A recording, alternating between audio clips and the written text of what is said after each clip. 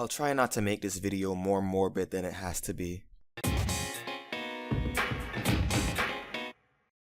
Believe it or not, in just over 2 months, the MLP comics will have been running for 3 years. They all started with the multi-part story arcs that were known as the main series, with self-contained side series like the Micros, Friends Forever, and Fiendship is Magic beginning their respective runs later down the line. For a while, the main series was where it was at, with stories like The Return of Queen Chrysalis, Nay Anything, Manhattan Mysteries, and of course, Reflections. Until the end of last year, even the weakest main series stories were at the very least serviceable. Lately though, the main series hasn't been doing really well reception-wise. The year 2015 has not been a good one with this series, with nearly all of this year's arcs receiving more negative reception than usual. And I'm not talking about the people who always jump on the comics. I'm talking about the people who have been enjoying the majority of the comics up until this point, myself included. The side series comics have now become the issues that are looked forward to, and it begs the question of why the main series hasn't been delivering like it used to.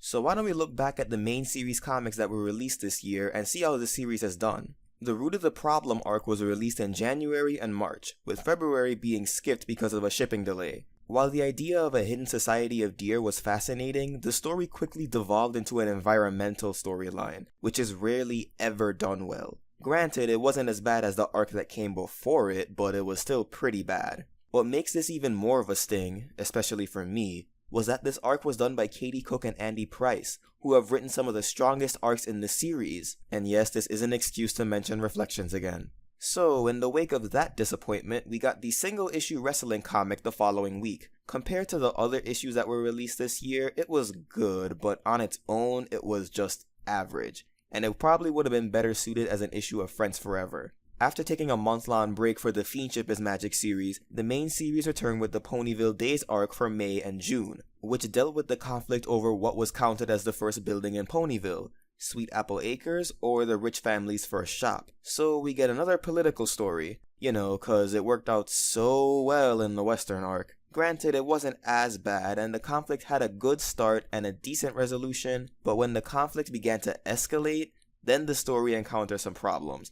Between the ridiculous character motivations and even more ridiculous fight scene towards the end of part 1, this arc was not that hot. Which brings us to our current arc, Night of the Living Apples. Now, only the first part has been released so far, and I don't want to pass a judgment on the entire arc before both parts are released, but, judging from what I've seen so far, I'm not too excited to see the conclusion. So I can only assume why the main series hasn't been doing as well as it used to. I don't think that it has to do with the fact that they're multi-part stories, because if that were the case, then this would have been a problem long before now. Besides, out of all the problems these issues had, pacing was pretty low on the list. If I had to wager a guess, maybe it's because they're going too big. The problem with aiming really high is that you can be really successful, or, as we've just seen, you can also yield not so great results. Some of the best arcs built upon ideas that were left open in the show. What happened to Chrysalis after the Canterlot invasion? How did Shining and Cadence first get together?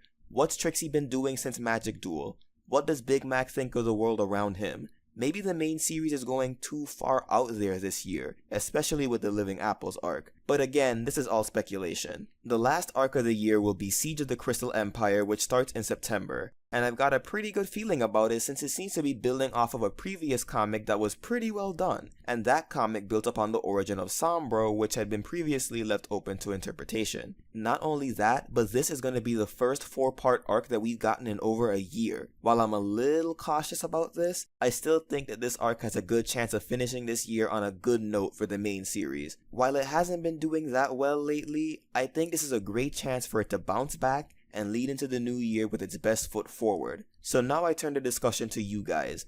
Will this last arc make up for the previous ones? Do you think that the 2015 main series comics are that weak compared to previous years? Or is this a non-existent problem to you?